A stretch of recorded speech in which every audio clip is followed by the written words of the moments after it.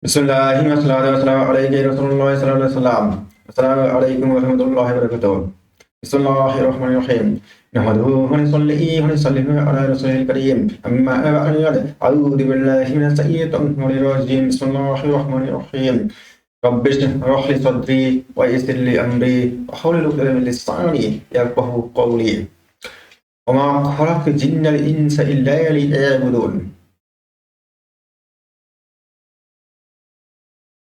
সমস্ত প্রশংসা মহান রব্বুল আলামিনের জন্য, যিনি কোরআন সুন্নাহর জ্ঞান অর্জন এবং আপামর জনসাধারণের কাছে দ্বীন পৌঁছানোর উত্তম সুব্যবস্থা করে দিয়েছেন। অতঃপর বিশ্বনবী রাহমাতুল আলামিন আখির খাওয়াতিন নবীন সাইয়্যিদুল মুরসালিন হযরত মুহাম্মদ সাল্লাল্লাহু আলাইহি ওয়াসাল্লামের উপর অসংখ্য কোটি দরুদ অবতীর্ণ হোক। আল্লাহুম্মা আমিন। আপনাদের সামনে সূরা জারিয়াতের 56 নম্বর আয়াত তেলাওয়াত করেছি। আল্লাহ রাব্বুল আলামিন বলছেন, মা খলাকতুল জিন্না ওয়াল ইনসা ইল্লা লিয়াবুদুন। মা বিভিন্ন আয়াতে বিভিন্ন রকম মানে হয়। মা মানে না হয়, মা মানে যা হয়, মা মানে কি হয়, মা মানে কিসে হয়। এখানে না অর্থে ব্যবহৃত হয়েছে। মা না খলাকতুল, সৃষ্টি করিনি। আল্লাহ রাব্বুল আলামিন বলছেন, আমি সৃষ্টি করিনি। মা খলাকতুল, আমি সৃষ্টি করিনি। জিন্না ওয়াল ইনসা, জিন এবং ইনসানকে। ইল্লা ছাড়া, লি মানে জন্য, ইয়াবুদুন ইবাদতের জন্য ছাড়া। অর্থাৎ ইবাদতের জন্য ছাড়া অন্য কোনো কারণে আল্লাহ রাব্বুল আলামিন জিন এবং ইনসানকে সৃষ্টি করেননি। যারা আরবি সম্বন্ধে মিনিমাম নলেজ রাখেন তারা জানেন যে একই আয়াতে বা একই সেন্টেন্সে মা এবং ইল্লা যদি ব্যবহৃত হয় সেটা হ্যাঁ বোধক অর্থে ব্যবহৃত হয়।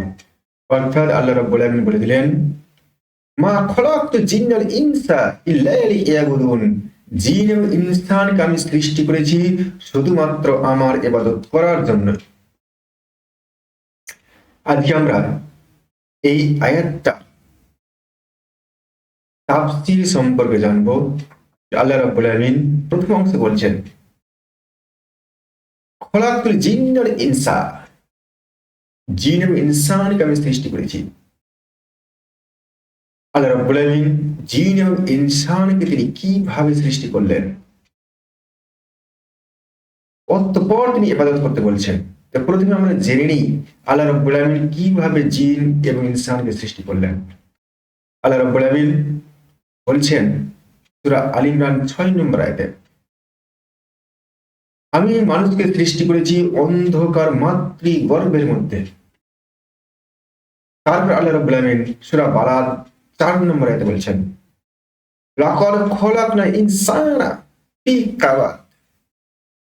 লাকাদ খলাকনা ইনসানা, মানুষকে আমি সৃষ্টি করেছি ফি কাবাদ, অতি কষ্ট ক্লেশের মধ্য দিয়ে। মাতৃগর্ভে আল্লাহ রাব্বুল আলামিন যখন মানুষকে সৃষ্টি করেন তখন মানুষ কষ্ট ক্লেশের মধ্য দিয়ে বড় হতে থাকে। আল্লাহ রাব্বুল আলামিন তাকে কষ্ট ক্লেশের মধ্য দিয়ে বড় করেন। আল্লাহ রাব্বুল আলামিন সূরা ইয়াসিনের 77 নম্বর আয়াতে বলছেন, আলাম ইয়ারৌ ইনসান, মানুষ তুমি কি দেখছো না, আন্না অবশ্যই আমি আল্লাহ খলাকনাহু তোমাকে সৃষ্টি করেছি মিন নুতফা, নুতফা থেকে। নুতফাটা কি এবং আল্লাহ রাব্বুল আলামিন মানুষকে কিভাবে সৃষ্টি করেছেন তার বিশদ বর্ণনা সূরা মুমিনুনের 14 নম্বর আয়াতে দিয়েছেন। আমার ভিডিওতে ডিটেইলস দেওয়া আছে আল্লাহ রাব্বুল আলামিন মানুষকে মাতৃগর্ভের মধ্যে কিভাবে সৃষ্টি করেন সেই ব্যাপারে ডিটেইলস বর্ণনা দেওয়া হয়েছে। আপনারা ভিডিও দেখে নেবেন। এখানে আমি শুধু সংক্ষেপে উল্লেখ করছি। আল্লাহ রাব্বুল আলামিন সূরা মুমিনের 14 নম্বর আয়াতে বলছেন, মানুষকে আমি সৃষ্টি করেছি নুতফা থেকে। নুতফা কথার অর্থ হলো শুক্রাণু ও ডিম্বাণুর মিলিত রূপ। তারপর আল্লাহ রাব্বুল আলামিন এই নুতফাকে রূপান্তরিত করলেন আলাকাতে, জমাট বাঁধা রক্তপিণ্ডে। তারপর আলাকাকে, এই জমাট বাঁধা রক্তপিণ্ডকে রূপান্তরিত করলেন মুলগহ। মুলগহ কথার অর্থ হলো জমাট বাঁধা মাংসপিণ্ড। আল্লাহ রাব্বুল আলামিন তারপর মুলগহকে রূপান্তরিত করলেন ইদামা, হাড়ে রূপান্তরিত করলেন। অতঃপর সেই হাড়কে আল্লাহ রাব্বুল আলামিন লাহমা, যার অর্থ হলো মাংস দ্বারা ঢেকে দিলেন। তারপর আল্লাহ বলছেন, সৃষ্টিকর্তা হিসেবে আমি কতই না উত্তম। আল্লাহ রাব্বুল আলামিন এইভাবে 5টা স্তরের মধ্য দিয়ে সৃষ্টি করলেন, আপনাকে আমাকে সৃষ্টি করলেন। নুতফা, শুক্রাণু ডিম্বাণু মিলিত রূপ, আলাকা জমাট বাঁধা রক্তপিণ্ড, মুলগহ জমাট বাঁধা মাংসপিণ্ড, ইদামা হাড়ে রূপান্তরিত করলেন, অতঃপর লাহমা মাংসপিণ্ড দ্বারা ঢেকে দিলেন। আল্লাহ রাব্বুল আলামিন সৃষ্টিকর্তা হিসেবে কতই উত্তম, কত নিখুঁত। অতঃপর আল্লাহ রাব্বুল আলামিন সূরা বনী ইসরাঈল 85 নম্বর আয়াতে বলছেন, তারপর আমি তোমার দেহে অতঃপর রূহ সঞ্চার করে দিলাম। ইহুদিরা প্রশ্ন করেছিল আল্লাহ রাসূল সাল্লাল্লাহু আলাইহি ওয়াসাল্লামকে, রূহটা কি? আল্লাহ রাসূল সাল্লাল্লাহু আলাইহি ওয়াসাল্লাম চুপ থাকলেন। সঙ্গে সঙ্গে আল্লাহ রাব্বুল আলামিন জিবরাইল আলাইহিস সালামকে পাঠিয়ে সূরা বনী ইসরাঈলের এই আয়াত নিয়ে পাঠিয়ে দিলেন এবং বললেন, ইয়াস আলু আলী রূহ, তোমাকে রূহ সম্পর্কে জিজ্ঞাসা করে। বলে, রূহ তুমি বলে দাও, রূহটা কি? রূহটা হলো মিন আমরি রব্বি, তোমার রবের আদেশ মাত্র। চিন্তা করুন যে আমরা শক্ত সাবলীল দেহে আমরা বেঁচে আছি, রূহটা বেরিয়ে যায়, সেটা মৃত ডেড বডি, আর কিচ্ছু নয়। এই রূহটা আল্লাহ রাব্বুল আলামিনের একটা আদেশ মাত্র। আল্লাহ রাব্বুল আলামিন যখন আদেশ করবেন তখন আপনার আমার মৃত্যু সংঘটিত হয়ে যাবে। রূহটাকে আল্লাহ রাব্বুল আলামিন তার কাছে ট্রান্সফার করে নেবেন। অতঃপর আল্লাহ রাব্বুল আলামিন আপনাকে আমাকে এইভাবে সৃষ্টি করলেন। তারপরে আপনাকে আমাকে আল্লাহ রাব্বুল আলামিন আপনার আমার সমস্ত রিজিকের দায়িত্ব নিয়ে নিলেন। আল্লাহ রাব্বুল আলামিন সূরা হুদের 6 নম্বর আয়াতে বলছেন, ওমা মিন দাব্বাতিন ফিল আরদি ইল্লা আলাল্লাহি রিজকুহা, পৃথিবীতে বিচরণশীল এমন কোন জীব নেই যার রিজিকের দায়িত্ব আমি আল্লাহ নিই। পৃথিবীর প্রত্যেকটা জীবের রিজিকের দায়িত্ব মহান আল্লাহ রাব্বুল আলামিন নিয়েছেন। আপনার আমারও রিজিকের দায়িত্ব আল্লাহ রাব্বুল আলামিন নিয়েছেন। অতএব আল্লাহ রাব্বুল আলামিন বলছেন, বান্দারে তুমি রিজিকের দ্বারা প্রসারিত হও না, আমি তোমার রিজিকের ব্যবস্থা করেছি এবং পৃথিবীর সমস্ত সৃষ্টিকুলের সমস্ত জীবের আমি রিজিকের ব্যবস্থা করেছি। তারপর আল্লাহ রাব্বুল আলামিন আপনাকে আমাকে এইভাবে সৃষ্টি করলেন। সৃষ্টি করার পর রিজিকের দায়িত্ব নিলেন। রিজিকের দায়িত্ব নেওয়ার পর আল্লাহ রাব্বুল আলামিন বলছেন, বান্দা এইবার তোমার কাজ কি? তোমাকে এইভাবে সৃষ্টি করলাম, আমি তোমাকে রিজিকের দায়িত্ব নিলাম, তোমার সব কিছু দায়িত্ব নিলাম। তারপর আমি তোমাকে নির্দেশ দিচ্ছি, তুমি আমার শুধুমাত্র তুমি আমার ইবাদত করবে। অর্থাৎ আল্লাহ রাব্বুল আলামিন আপনাকে আমাকে সৃষ্টি করলেন। সৃষ্টি করার পরে রিজিকের দায়িত্ব নিলেন, রিজিক দিলেন। রিজিক দেওয়ার পরে নির্দেশ দিচ্ছেন, বান্দা এইবার তোমার কাজ হলো আমার ইবাদত করা। তোমার কাজ আমার ইবাদত করা। তুমি আমার ইবাদত করো এবং তুমি আমার সঙ্গে কাউকে শরীক করো না। শিরক বর্জিত ভাবে, খাঁটি ভাবে তুমি আমার ইবাদত করো। এবং আমার ইবাদত করার অর্থ হলো দাসত্ব করা। অর্থাৎ একজন দাস যেমন তার মালিকের যে কোনো কথা শুনতে বাধ্য, ইচ্ছায় বা অনিচ্ছায়, সেই রকম আমরা সবাই হলাম মহান আল্লাহ রাব্বুল আলামিনের দাস। ইচ্ছায় বা অনিচ্ছায় আল্লাহ রাব্বুল আলামিনের আদেশ ও নিষেধ পালন করাই হলো আল্লাহ রাব্বুল আলামিনের দাসত্ব করা। আল্লাহ এবং তার রাসূল যা আমাদেরকে নির্দেশ দিয়েছেন তা আমাদেরকে মানতে হবে, যা আদেশ দিয়েছেন যা করতে হবে, যা নিষেধ করেছেন তা থেকে বিরত থাকতে হবে। এবং এই আদেশ আল্লাহ এবং তার রাসূলের আদেশ এবং নিষেধ মেনে চলাটাই হলো আল্লাহ রাব্বুল আলামিনের দাসত্ব করা, আল্লাহ রাব্বুল আলামিনের ইবাদত করা। এবং আল্লাহ রাব্বুল আলামিনের এই খাঁটি ভাবে ইবাদত করলে আল্লাহ রাব্বুল আলামিন আপনার আমার এই দিলে শান্তি বর্ষিত করবেন। আল্লাহ রাব্বুল আলামিন বলছেন সূরা রদ 28 নম্বর আয়াতে, বান্দারে এই পৃথিবীর কোথাও তুই শান্তি পাবি না, তুই একমাত্র শান্তি পাবি, তোর হৃদয় শান্তি লাভ করবে একমাত্র আমার ইবাদত করার মধ্য দিয়ে।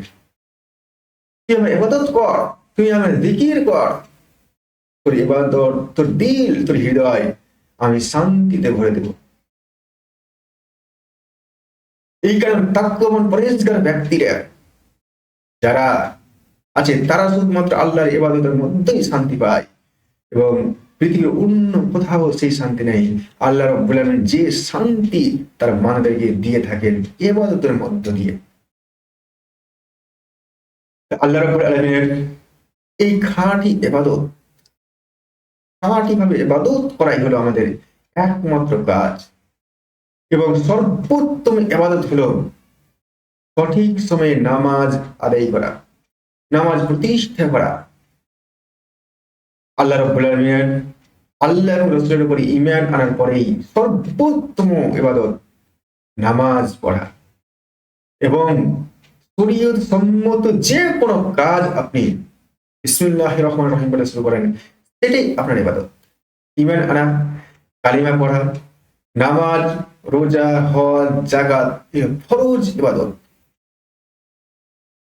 সূরা জুমার 9 নম্বর আয়াতে আল্লাহ তাআলা বলছেন যে এই ফরজ ইবাদত তুই নামাজ পড়বে, জুম্মার দিনে যখন আজান দেওয়া হয় তোমরা কেনা বেচা ব্যবসা বাণিজ্য সব কিছু বন্ধ করে তোমরা আমার ইবাদতে আসো, আমার মসজিদে আসো নামাজ পড়ার জন্য। এবং যখনই তোমার নামাজ পড়া হয়ে গেল তখন তোমরা আমার জমিনে ছড়িয়ে পড়ো এবং আমার রিজিক তালাশ করো। ফরজ ইবাদতের পরেই তারপরে যে 2 নাম্বার হলো ফরজ কাজ হালাল রুজি, হালাল রিজিকের সন্ধান করা, হালাল রুজি রোজগার করা। এই কারণ হালাল রুজি না থাকলে আল্লাহ রাব্বুল আলামিন কোনো ইবাদত কবুল করবেন না। আল্লাহ রাসূল সাল্লাল্লাহু আলাইহি ওয়াসাল্লাম বলে দিয়েছেন যে হালাল যে রুজি খেলো না, যে হারাম খেয়ে শরীরের মাংস গ্রহণ করলো, সেই মাংস একমাত্র জাহান্নামের যোগ্য, সে জান্নাতের যোগ্য নয়। এবার আসি সর্বোত্তম ইবাদত আমরা কিভাবে করতে পারবো। তিরমিজি শরীফের 2308 নম্বর হাদিসে আল্লাহ রাসূল সাল্লাল্লাহু আলাইহি ওয়াসাল্লাম বলছেন, তোমাদের মধ্যে সর্বাধিক ইবাদতকারী বান্দা হলো সেই যে নিজেকে পাপ কাজ থেকে দূরে রাখতে পারে। এই কারণে আপনাকে আমাকে প্রথমে পাপ কাজ থেকে দূরে থাকতে হবে, তারপরে আপনি আমি যা ইবাদত করব আল্লাহ রাব্বুল আলামিনের কাছে গ্রহণযোগ্য হয়ে যাবে এবং সর্বাধিক ইবাদতকারী বান্দায় পরিণত হতে পারবো। অতএব আমরা প্রথমে নিজেকে পাপ কাজ থেকে দূরে রাখবো, তারপর আল্লাহ রাব্বুল আলামিনের খাঁটি ইবাদত করব। আমরা একটা এক্সাম্পলের মাধ্যমে এই পুরো তথ্য বুঝলে খুব সুবিধা হবে। যেমন আমি নিজের কথা বলি, সরকার আমাকে চাকরি দিয়েছে, তার জন্য আমাকে কি করতে হয়েছে? আমাকে প্রথমে ডিগ্রিগুলো অর্জন করতে হয়েছে। আমি এমএসসি বিএড করেছি, অতঃপর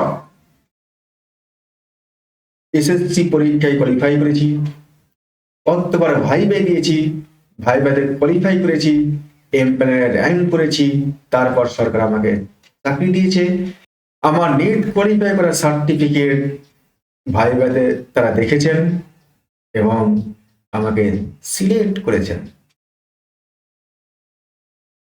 যোগ্যতা মানুষ আমাকে চাকরি দিল, আমার যোগ্যতা বিচার করে আমি দীর্ঘদিন পড়াশোনা করলাম, তারপরে আমি পরীক্ষার মাধ্যমে যোগ্যতা অর্জন করলাম, তারপরে সরকার আমাকে চাকরি দিল। আল্লাহ রাব্বুল আলামিন ঠিক উল্টোটা করছেন। আপনাকে আমাকে আল্লাহ রাব্বুল আলামিন এই অন্ধকার মাতৃগর্ভে স্টেপ বাই স্টেপ সৃষ্টি করলেন। সৃষ্টি করার পর আপনার আমার রিজিকের দায়িত্ব নিলেন এবং এই রিজিকের দায়িত্ব নেওয়ার পরে আল্লাহ রাব্বুল আলামিন যখন আমি সাবলীল হলাম, বাচ্চা যখন 8 বছর বয়সে পৌঁছে গেল, তখন আল্লাহ রাব্বুল আলামিন বলছেন, বান্দা এবার তুমি আমার ইবাদত করো। ইনশাআল্লাহ আমরা সঠিকভাবে বর্জিত ভাবে মহান রব্বুল আলামিনের ইবাদত করব এবং এই দিলে শান্তি প্রশান্তি লাভ করব। অতঃপর আল্লাহ রাব্বুল আলামিন আমাদেরকে জান্নাত দিবেন। আখির দাওয়ানা আলহামদুলিল্লাহি রাব্বিল আলামিন।